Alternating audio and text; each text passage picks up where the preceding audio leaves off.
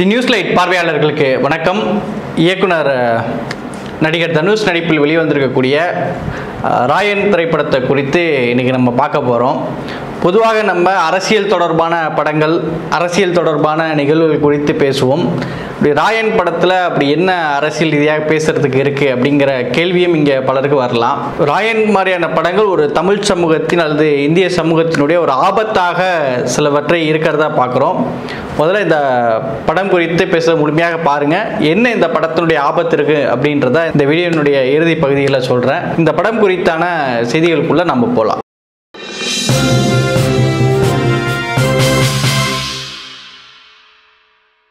முதல்ல இந்த படம் என்ன கதையை சொல்லுது அப்படின்னா, நடிகர் தனுஷ் இவர் தான் குடும்பத்துடைய அண்ணன். இவருக்கு 2 தம்பி தங்கச்சி, 4 பேர் இருக்கிறாங்க. இவங்களுடைய அப்பா அம்மா இந்த வரேன்னு சொல்லிட்டு போகிறாங்க, டவுனுக்கு போகிறேன்னு சொல்லிட்டு போகிறாங்க. மறுபடியும் என்ன ஆனாங்கன்னு தெரியல. இப்படி இருக்க நிலையில் அந்த குடும்பம் கிராமத்தில் இளம் வயதிலாக 4 பேரும் இருக்கிறாங்க. மூத்தவராக ஹீரோ இருக்கிறாரு. இவர் தன்னுடைய தம்பி தங்கச்சிகளை காப்பாற்றணும் அப்படிங்கிறதுக்காக இவர் ஊர்லேருந்து நகரத்தை நோக்கி வராரு. அங்கே சென்னைக்கு வராரு. சென்னைக்கு வரும்போது இவங்களை ஒரு காய்கறி கடையில் வேலை செய்கிற பின்னாட்களில் அவங்களாம் வளர்ந்த நிலையில் இருக்கும்போது இவர் ஒரு ஃபாஸ்ட் ஃபுட் கடை வச்சிருக்கிறாரு. தம்பி ஒருத்தன் ஊதாரியான ஒரு தம்பியாக குடிச்சிட்டு எப்போதும் பெண்களோடையே சுற்றிட்டு இருக்கக்கூடிய ஒரு தம்பியாக முதல் தம்பி இருக்கிறான். 2வது தம்பி கல்லூரிகளில் படிக்கிறான். இப்படி இருக்கும்போது சென்னையில் ஒரு 2 கேங்ஸ்டர் இருக்கிறாங்க.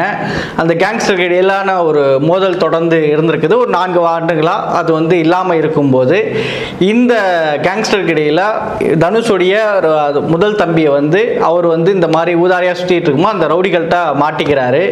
இப்படி இருக்கக்கூடிய நிலையில் தன்னுடைய குடும்பத்திற்காக அவர் தன்னுடைய தம்பி தங்கச்சிக்காக எல்லாவற்றையும் ரவுடி சுற்றி கைவிட்ட தனுஷ் அதுக்கப்புறம் தன்னுடைய குடும்பத்தை பாதுகாக்கிறதுக்கு, தன்னுடைய தம்பிகளை பாதுகாக்கிறதுக்காக மீண்டும் அந்த ரவுடிசத்தை அல்லது அந்த அடிதடிகளை கையில் எடுக்கிறாரு. இப்படி இருக்கக்கூடிய நிலையில் இந்த என்ன நடந்துச்சு, எப்படி அவர்களுடைய குடும்பத்தை பாதுகாக்கிறாரு, என்ன நடந்துச்சு அப்படின்றது குறித்து தான் இந்த படம் போகுதுங்கிறத பார்க்க முடியுது. இதுதான் அந்த படத்துடைய மொத்தமான கதையாக இருக்குங்கிறது ஒரு பக்கம். இந்த படத்தினுடைய பாசிட்டிவ் அப்படின்னு பார்த்தோம் அப்படின்னா, குறிப்பாக நடிகர் தனுஷனுடைய பல படங்களை நம்ம எப்படி பார்த்துருக்கோம், அசுரன் மாதிரியான படங்கள் எப்படி பார்த்தோமோ அதே போல் ஒரு ஆக்ஷன் காட்சிகள், அசூரமான ஒரு நடிப்பு, அப்படியே அந்த பாத்திரமாகவே மாறி இருக்கக்கூடிய தன்மை, இது எல்லாமே அந்த படத்தில் தனுஷ் நம்ம வழக்கமாக மற்ற படங்கள் எப்படி பார்த்தோமோ அதே அளவில் தனுஷுடைய நடிப்பு இந்த படத்தில் இருக்கும் அப்படின்றது ஒரு பக்கம். இன்னொன்று, இந்த படத்தில் தனுஷுக்கு தங்கச்சியாக வரக்கூடிய துஷ்ரா விஜயன் அவங்களுடைய கேரக்டர் இந்த படத்தில் சில இடங்களில் தனுஷையே தாண்டி நிலைகளில் சில காட்சிகள் அவங்க இருந்திருப்பாங்கன்றதை பார்க்க முடியுது. குறிப்பாக அந்த அண்ணன் வெட்டுப்பட்டிருப்பார். அண்ணன் சிகிச்சையில் இருக்கும்போது அண்ணனை கொல்றதுக்கு ஒரு குழு வரும்போது இவங்க ஒரு ஆக்ஷன், அந்த தங்கச்சி தன்னுடைய அண்ணனை பாதுகாக்கிறதுக்காக ஒரு பெரிய ஆக்ஷன் சீன் வருது.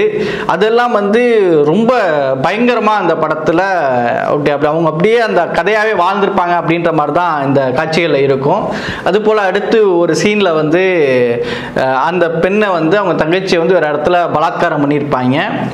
பலாத்காரம் பண்ணவனுக்கு கொடுக்கக்கூடிய தண்டனையை இவங்க அவனை கொலை செய்கிறதெல்லாம் ரொம்ப தத்ரூபமாக, ரொம்ப அந்த ஆடியன்ஸ் எல்லாருமே ஒரு விசில் அடிக்கிற நிலையில் ரொம்ப அந்த கேரக்டராகவே இருந்திருக்கக்கூடிய பாட்டெல்லாம் அந்த படத்தில் இருக்கும்.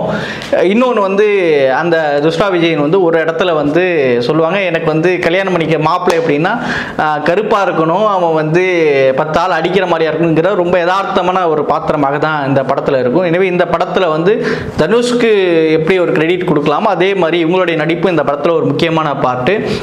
அதுக்கப்புறம் இந்த படத்தில் இருக்கக்கூடிய ஏஆர் ரஹ்மான் அவர்களுடைய மியூசிக் அந்த படத்தில் எப்படி ஒரு சில படங்களில் உயிரோட்டமாகவே அந்த படத்துடைய ஒவ்வொரு ஆக்ஷன் சீனுக்கும் அந்த மியூசிக்கும் கலந்து வந்துடும். நம்ம அசுரன் ஒரு படம் பார்த்தோம் அப்படின்னா அந்த படத்துடைய மியூசிக் எப்படி நமக்கு மைண்டில் வருமோ அதே போல் இந்த படத்தில் ஆரம்பத்துலேருந்து எண்டு வரைக்கும் ஒரு பெரிய அளவில் அந்த படமாகவே நமக்கு உள்ளே கொண்டு போகிறதுல ஏஆர் ரஹ்மான் அவர்களுடைய மியூசிக் ஒரு பெரிய பங்கு இந்த படத்தில் வந்திருக்கு. ஸோ நம்ம ஏற்கனவே சில படங்களில் பார்த்ததை காட்டி இந்த படத்தில் ரொம்ப அருமையாக அந்த பேக்ரவுண்ட் மியூசிக்கும் அந்த ஆக்ஷன் காட்சிக்கான மியூசிக்கும் ஏஆர் ரஹ்மான் மிக ரொம்ப சிறப்பாக பண்ணியிருப்பாருங்கிறது ஒரு பக்கம். அதுபோல் அடுத்து இந்த படத்தினுடைய சினிமோட்டோகிராஃபி அந்த அந்த பகுதிகளை அழகாக செட் பண்ணி கொண்டு போனது இதெல்லாம் இந்த படத்தில் வந்து ரொம்ப நல்லாவே பண்ணியிருப்பாங்க இந்த படத்தில்.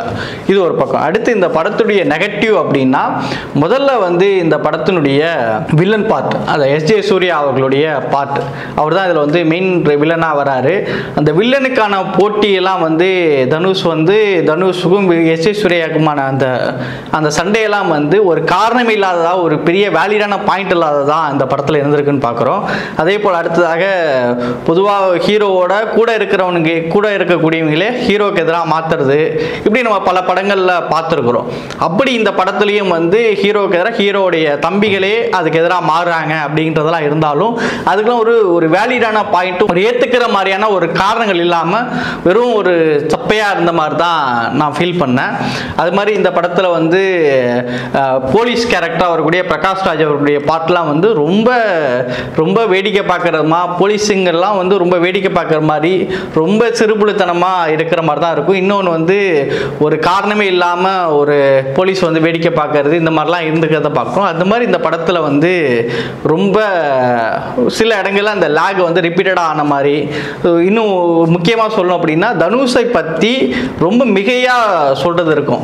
தனுஷ் வந்து இந்த ராயை எங்கே வந்துட்டான் பாரு, லேண்ட்ரி கடையை தாண்டானான் பாரு, அந்த கடையை தாண்டானான் பாரு, அது மாதிரி உன்னை எப்படி சாவடிக்க போகிறான்னு தான் நான் யோசிக்கிறேன். எப்படி இந்த ஹீரோவை பற்றி ரொம்ப அதிகமாக மிகையாக ஒரு இதை சொல்கிறதெல்லாம் வந்து ஏதோ ஒரு தடவை 2 தடவை இருக்கலாம், ரொம்ப அடிக்கடி வந்து டிஸ்டர்ப் ஆகிற மாதிரி அந்த ஒரு சில சீன்லாம் நான் பார்த்த மாதிரி இருந்துச்சு. அதே போல் அடுத்ததாக இந்த படத்தில் வந்து குறிப்பாக இந்த படத்துடைய ஆபத்தாக நான் என்ன பார்க்குறேன் அப்படின்னா, படம் 3 மணி நேரம் ஓடுது. படம் 3 மணி நேரத்தில் ஏறத்தாழ வந்து 2.5 மணி நேரத்துக்கு மேலே என்னென்னா இந்த படத்துடைய வெறும் வெட்டு குத்து ரத்தம் கிளறி இப்படியே தான் ஓடிட்டுருக்கு. முழுக்க வெறும் ரத்தம் அடி தட்டி இப்படியே தான், காரணமே இல்லாமல் ஒருத்தனை போட்டு கொள்றாரு, 30க்கு மேற்பட்டவங்களை கொள்றாங்க. இப்படி ஒரு மனிதனுடைய பார்ட்டில் இது ஒரு ஆக்ஷன் ஃபிலிம் அப்படிங்கும்போது இதெல்லாம் இருக்கும், ஆக்ஷன் சீன்ஸ் இருக்கும் அப்படின்றதுல ரைட்டு. முழுக்க ஒரு கொடூரமான கொலைகள் இந்த மாதிரி இருக்கிறது வந்து ரொம்ப மோசமாக ஒரு டிஸ்டர்பன்ஸாக ஆகிட்டு இருந்துச்சு. ஏன்னா அது வெறும் ரத்த கலரியாக இப்படியே இருக்கும்போது இது என்ன சொல்ல வராங்க அப்படின்றது ஒன்று இருக்குது. ஏன்னா இந்த படத்தில் வந்து இப்போ அண்மை காலமாக வரக்கூடிய படங்கள் என்னென்னா ரொம்ப ஆக்ஷனாக ரொம்ப இந்த மாதிரி வெறும் கொலைகளை மட்டுமே இருக்கக்கூடிய தொடர்ந்து வரக்கூடிய படங்களாக இருக்குது. எனவே இவங்க வந்து சமூகத்தில் இப்படி தான் இருக்குது அப்படின்றத வச்சு படத்தில் எடுக்கிறாங்களா, அல்லது இப்படி தொடர்ந்து காட்டுறது மூலயமா சமூகத்தையும் இவங்க வேற ஏதோ மாற்றத்துக்கு இவங்க முன்வைக்கிறாங்களா அப்படிங்கிற சந்தேகமும் வருது. ஏன்னா ஒரு திரைப்படங்கள்ங்கிறது சமூகத்தில் சில தாக்கத்தை ஏற்படுத்தக்கூடியது.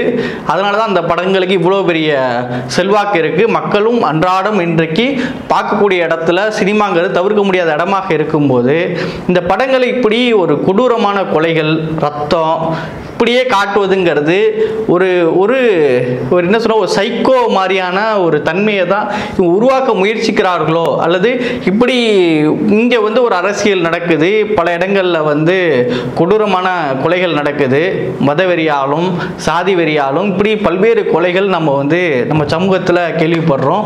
அப்படி இருக்கும்போது இதையெல்லாம் நமக்கு பழக்கப்படுத்துகிற விதமாக இந்த படம் இந்த மாதிரியான காட்சிகள் அமைஞ்சிருமோ அப்படின்னு நமக்கு அச்சத்தையும் கொடுக்குது. ஏன்னா இதை வந்து தொடர்ந்து பார்த்துக்கிட்டே இருக்கும்போது அப்படியே கடந்து போவோம் ஒரு சில விஷயங்களை.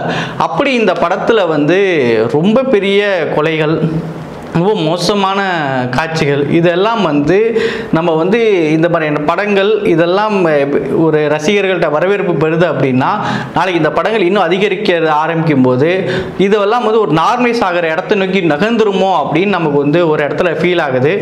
இன்னொரு விஷயம் என்ன அப்படின்னா, இந்த படத்தில் வந்து தனுஷ் அவர்களுடைய பாட்டு, இப்போ தனுஷ் வந்து நிறைய ஏற்கனவே வந்து வெற்றிமாறன், மாரி செல்வராஜ் மாதிரியான பல நல்ல இயக்குநர்களோடு நல்ல படைப்பை கொடுக்கக்கூடிய சமூகத்தில் ஏதோ ஒரு தன்மை தாக்கத்தை ஏற்படுத்தக்கூடிய இயக்குநர்களோடு அவர் பயணித்து வந்திருக்கிறாரு. இப்படியெல்லாம் வந்திருக்கக்கூடிய தனுஷ் இந்த படத்தை இயக்கும் போது அதனுடைய தாக்கங்கள் ஒன்றுமே அந்த காட்சிகள் இல்லாததான் பார்க்க முடியுது. இன்னும் சொல்ல போனால் குப்பத்து மக்களை வந்து அவங்க அசிங்கமாக தான் பேசுவாங்கிறது, அந்த மக்கள் வந்து குடிச்சிட்டு தான் இருப்பாங்கங்கிறது, இது மாதிரியெல்லாம் காட்டுறது வந்து தனுஷ் இது வரைக்கும் ஒரு இவ்வளோ நீண்ட காலமாக ஒரு நல்ல சமூக இயக்கங்களோ நல்ல ஒரு சமூக பார்வை உள்ள இயக்குனர்களோடு அவர் பயணித்திருக்கும் போது, மாரி செல்வராஜ் மாதிரியான நபர்களோடு அவர் படங்களை நடிச்சிருக்கும் போது இந்த எந்த தாக்கமும் அவருடைய திரைப்படங்கள்ல அது இல்லை அப்படின்றது தான் நான் பார்க்குறேன். அதெல்லாம் மாறாக ஒரு குறிப்பிட்ட சமூக மக்கள் அவங்க இப்படி தான் பேசுவாங்க, இந்த மாதிரி தான் குடிச்சிட்டு பழக்கமாவாங்க அப்படின்ற மாதிரி காட்டுறதுன்றது ரொம்ப அது நமக்கு தனுஷ்ட ஒரு ஏமாற்றமாக தான் நம்ம பார்க்குறோம். மொத்தத்தில் இந்த படத்தை பார்க்கும்போது ஒரு இப்போ ரீசெண்டாக வந்த படங்களில் மகாராஜா படம் ஒரு நல்ல வரவேற்பு பெற்றுச்சு. அது மாதிரி இந்த படமும் படம் போரிங் இல்லாமல் படம் விறுவிறுப்பாக போகுது அப்படின்றது ஒரு பக்கம். அந்த வகையில் இந்த படம் இன்றைக்கி இருக்கக்கூடிய இந்த ஆக்ஷன் ஃபிலிம்களை விரும்பக்கூடியவங்க அப்படி இருக்கிறவங்களுக்கு கண்டிப்பாக இந்த படம் பிடிக்கும். அப்படின்னாலும் இன்னொரு பக்கம் இந்த மாதிரியான படங்கள் அப்படின்றது சமூகத்தை எந்த மாதிரி தாக்கத்தை ஏற்படுத்த போகிறது அப்படின்றது தான் ஒன்று இருக்குது. ஸோ அந்த வகையில் இந்த படம் ஒரு பெஸ்ட் இல்லைனாலும் ஒரு பெட்டராக ஃபீல் பண்ண மாதிரி தான் நான் பார்க்குறேன். இன்னும் இந்த படத்தில் நல்லா பண்ணியிருந்தாங்க அப்படின்னா இன்னும் நல்ல டீட்டெயிலிங்காக இருந்துச்சு, இன்னும் சில லாஜிக் எரர்ஸ் எல்லாம் நல்லா அதெல்லாம் இல்லாமல் பண்ணியிருந்தாங்கன்னா இன்னும் இந்த படம் நல்லாவே இருந்திருக்கும். எனவே மொத்தத்தில் நம்ம இந்த படத்தை தனுஷ் இப்படியான ட்ராவலாக இருந்திருக்கும் போது ஒரு நல்ல சமூக நோக்கத்தோட ஒரு படமாக வெளியே வந்திருக்குன்னு பார்த்தோம்.